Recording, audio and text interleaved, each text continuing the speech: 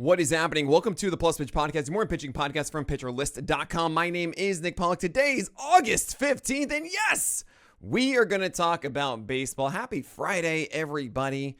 But Thursday, well, the Lords were a-leapin' with Brad Lord.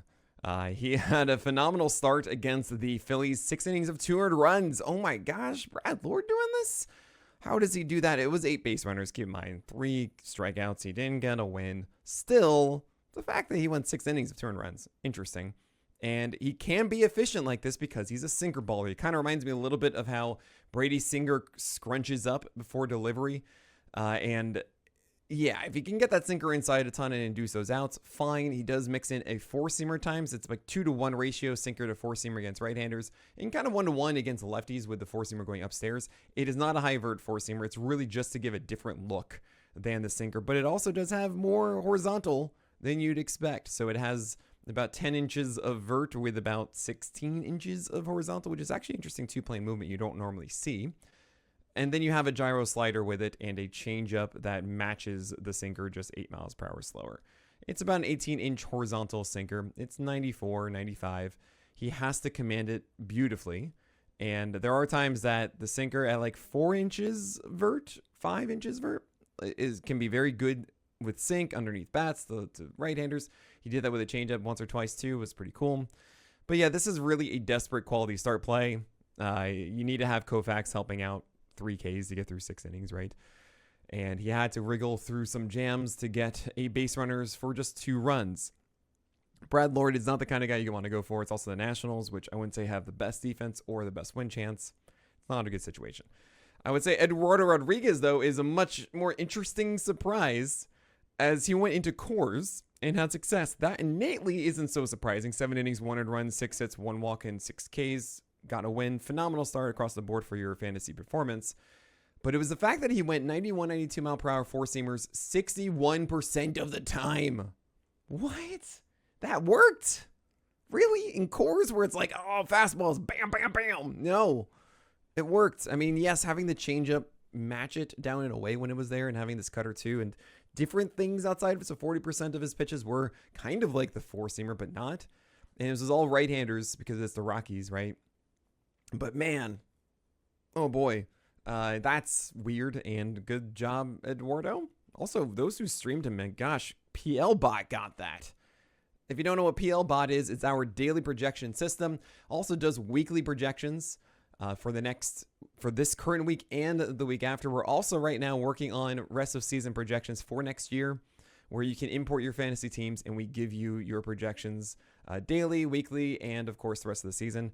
And so you got to get in on that with PL Pro Yearly. Get 15% off with promo code podcast, all capitals podcast, at pitcherlist.com/premium. That's 15% off PL Pro Yearly. I think that's over $40 saved, something like that. It's pretty great. Come on in. We are building some incredible things, and this is the #1 way to support us for everything that we do. You also get like an ad-free version of the website and access to our incredible Discord and many more apps like my sit and start for 2 weeks. 2 weeks worth of my rankings of probable start and questionable start and auto start, all of that for 2 weeks.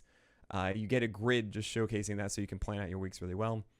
There's so many things we do. Process plus rolling charts. I mean, it's just endless. It's like Amazon Prime for fantasy baseball. You should definitely get on board with it. Promo code podcast, 15% off, pitcherlist.com/premium on PL Pro Yearly. All right.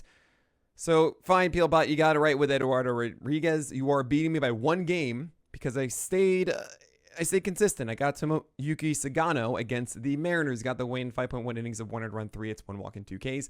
And honestly, not the best commanded game. What I do like about Sugano at times is that he has a splitter and a 4-seamer that he commands so well against lefties doing the Blake style blueprint and going up and in with that 4-seamer, down away with the splitter. Didn't really see that with the 4-seamer here. The splitter was good. And the right-handed approach with sweepers was actually better than expected. Much better down and away with that sweeper for a fair number of outs. So thank you, Koufax, for helping. If you don't know Koufax, of course, that is me referring to BABIP. Thank you so much. Only 2 strikeouts and 5.1 innings for Sugano. It was not in Seattle. It was in Baltimore. But now he has to head to Fenway. Don't love that. So no thank you, Sugano. Thank you, Scherzer. 7 innings and a win against the Cubs with 100-run balls, 6 base runners, 3 Ks. Oh, again, Koufax fine. some fly ball outs to the morning trek and all of that, sure. But that's pretty cool. And he has failed to disappoint. That is, Scherzer has just been consistently good for you. And now he gets the Pirates, and now he gets the Twins, and then he gets the Reds in Great American Ballpark. Oh boy, sign me up, Max Scherzer. It's one of those weird things where I don't watch Scherzer and go, oh my gosh, his stuff is so great. His slider is getting a 25% swing strike rate of old, and his four-seamer, my gosh, at this and that. It doesn't feel that way. However, it's Scherzer. He's a veteran who knows how to utilize his pitches better. It's just one of those things that is harder to quantify, and you just got to trust this. He knows how to pitch. It's that I feel so weird because I get so many comments about that, about random pitchers. He knows how to pitch and stuff. Like, well, fine. You got to give some sort of little bonus to a guy like Scherzer who's been in it for so long. Maybe I should be giving it to Kershaw. I just still can't believe that works. Scherzer is a little bit more believable with a wider arsenal and more whiffability, at least I think with it's a better fastball. Kershaw does have better whiffability with his slider. It's like 45% usage. But I think Scherzer's slider, cutter, all this stuff, changeup, curve, it all works really well. Bryce Elder, another surprising one. I mean, a lot of bad matchups bad opportunities for starters and streams went well. Bryce Elder got the win against the Mets, 7 innings of 2 earned runs. My gosh, another 7-inning game. 5 hits, 2 walks, and 6 Ks. He's kind of a werewolf. Not really. I can't say that about Bryce Elder. What I am shocked about, though, is that his four-seamer had a 20% swing strike rate. He threw this against lefties mostly and went 5 for 26 whiffs as he went upstairs with it. And if you think about Elder, you should think of sinkers and sliders, like a straight-up sinker-slider guy. So why is that happening now? Well, it's because it's different. It's not expected. And he's going upstairs with them, and the guys are like, what? It's not supposed to be like this. So maybe he can pull that again versus the White Sox up next, or maybe even Miami after that. I don't want to do it. We've been burned by Elder in the past. Sure, maybe this new look, but the White Sox should know. Maybe not. It's up to you if you want to trust your Elder or not. I don't. Matthew Boyd against the Jays, 7 innings, 2 earned runs, 2 hits, 1 walk, and 5 strikeouts against Toronto in Toronto. Man, they really crush lefties, and they're much better at home. And this is pretty dang cool, I gotta say. He went 90% four-seamers and changeups to right-handers. And he pretty much only faced right-handers. He faced some lefties, but really it's just that. The slider and the curve are like, whatever. We're not really going to take the next step this year, but it doesn't matter, clearly. The dead-end ball is certainly helping guys like Matthew Boyd, right? It's obviously also helping like Joe Ryan. But these pitchers who are more home run prone than others and otherwise are really good are seeing these great seasons. We're also seeing Nick Pivetta, for example, have a fantastic one. And I will mention, sure, there's like Shane Baz and Ryan Pepio having to deal with George Steinbrenner Field. There's some stuff in Sacramento Verde. Okay, fine with the Athletics.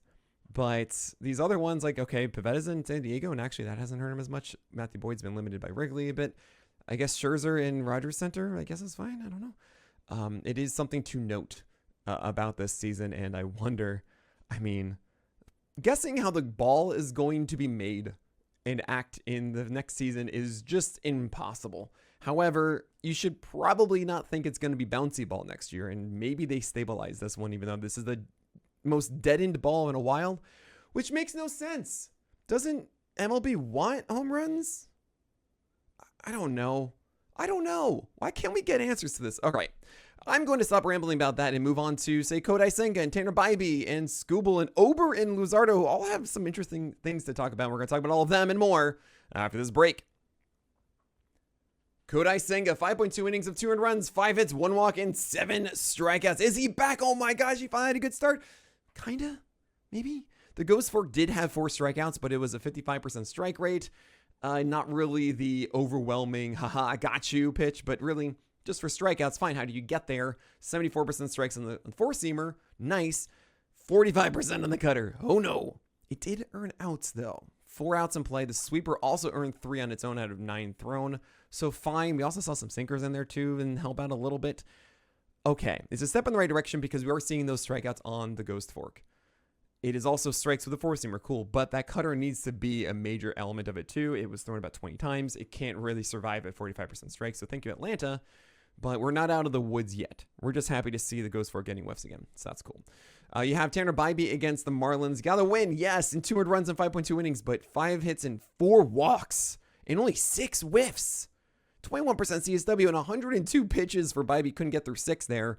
He also had 5 strikeouts. It's just, no, this is not Bybee, and I've been waiting so long for Tanner Bybee to figure it out. But yeah, I gotta say, guys, it is so frustrating for me individually, because when Tanner Bybee first came up, I was very much like, I'm not in on this. And it was because the slider and the changeup, despite getting a lot of whiffs, were not really commanded well. And then entering the next season, I kind of shrugged my shoulders and said, fine, I guess, I'll put him like a little bit lower than consensus, but I know that you have to roll with him, so fine. And he was a little shaky at first, and then he settled down, moving to a cutter, and that really turned into that slider from before, and he still had those whiffs and everything was good.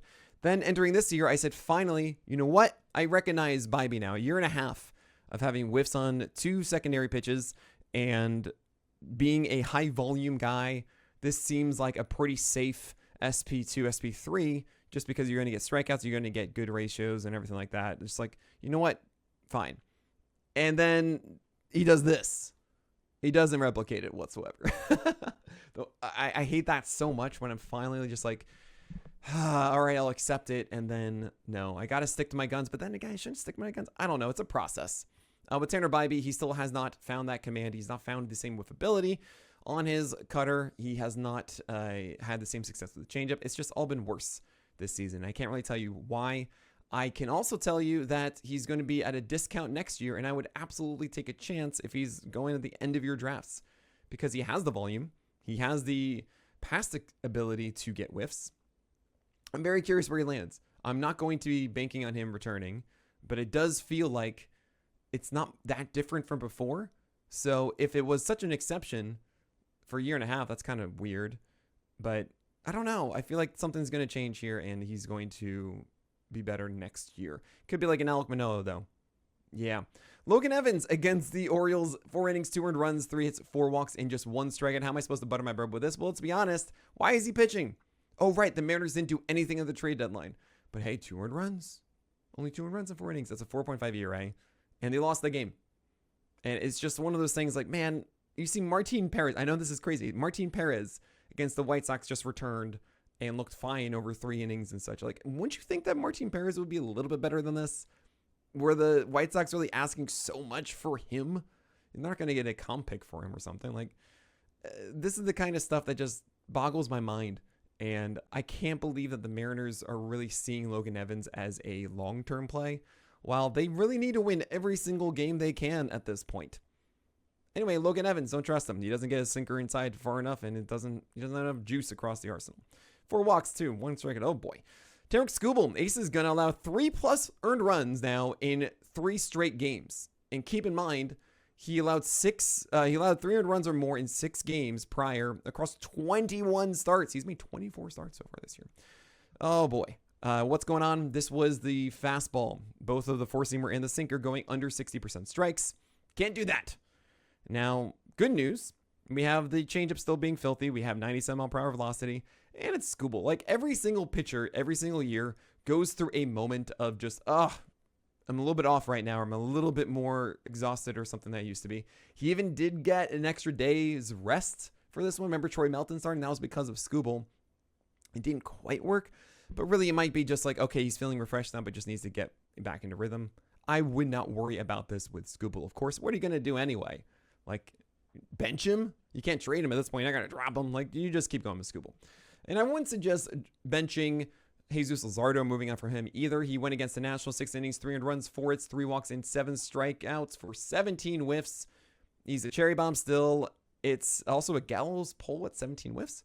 It's not really one of those cheap ones you see on the limited slate of a day. He's only throwing like 10 changeups at most, and I'm a little weirded out by him limiting that changeup so much, because I don't think that's been the reason for his failures.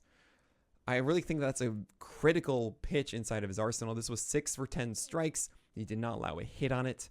He didn't allow a walk on it. Keep throwing it. Throw more of those. You have Bailey Ober, Edward Cabrera, and Bradley Blaylock closing this one out. Blaylock, I returned back to the old He's a Colorado starter, and you don't want those on your team. If you remember that, that's for the old school guys. I started doing that thing in 2015 with pitcher list, the first year pitcher list, second year of existence with pitcher gifts in 2014. Maybe I even did that then, where you don't want to start any sort of Rockies pitcher. Bailey Ober, though, against the Tigers, 5.1 innings of 3 earned runs, 4 hits, 0 walks, and 4 strikeouts. He had 14 whiffs and 89 pitches. And what are the two things I've really leaned into with Ober this year? Well, I mean, maybe it's 3. 1, four-seamer velocity has to go back up. It needs to be like a 92 as it was last year. That's still an issue. This was 90.3. So already not too excited. Okay. Second thing is changeups. Now, changeup needs to be the big pitch, the one that like really kills it. And I actually did like the one that I saw against lefties in this one. So that feels all right. The exciting thing is that Bailey Ober located his heater upstairs. If you remember, I used to call him Bailey Ober-Rizzi because Jago Rizzi was like a 70% high location four-seamer guy, if not higher. And then Bailey Ober replicated that earlier in his career. Now, last year, he brought that down to about 62% or so, which is still great, but it's not the 70% that really made him who he is. And this year, it's been like 50% or even like 45%. Like, not what we want. However, this one, 15 over 17 four-seamers to lefties were in the upper third or higher. Only 2 of them missed. And then 11 out of 13 against right-handers. And the 2 that he missed against right-handers are both like middle as opposed to down. This is much better. Much, much, much, much better. And I love seeing that command from Bailey Ober. However, he did allow a home run. And that was to Riley Green on a 1-0, 90-mile-per-hour four-seamer upstairs in middle, but up in the upper, like right at the top of the zone, but middle. And he just launched that thing. So say what you want about that. I think the velocity would help that a little bit. Keep in mind, he is at 7.3 feet of extension, which essentially turns into a 91.5 if it's a 90-mile-per-hour four-seamer. Think about that. It's like a tick and a half. You add about around like 6.5 is average, and then every 0.5 is about a tick.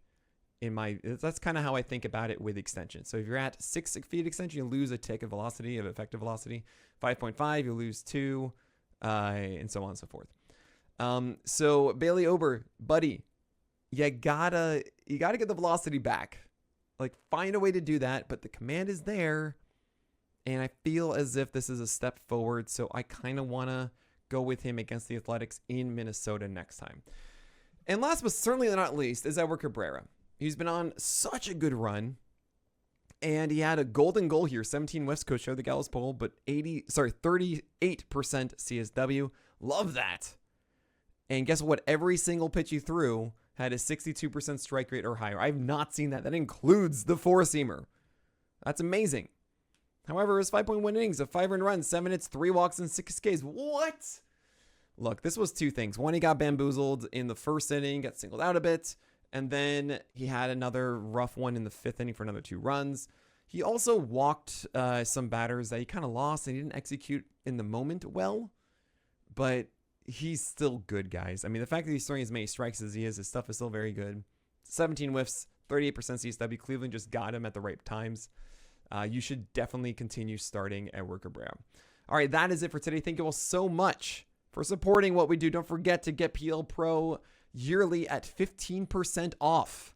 You'll save like $40. You get like 2 months free with promo code podcast, capital letters. Go to pitcherlist.com/premium today. But that is it. So my name is Nick Pollack, and may your BABIPs be low and your strikeouts high.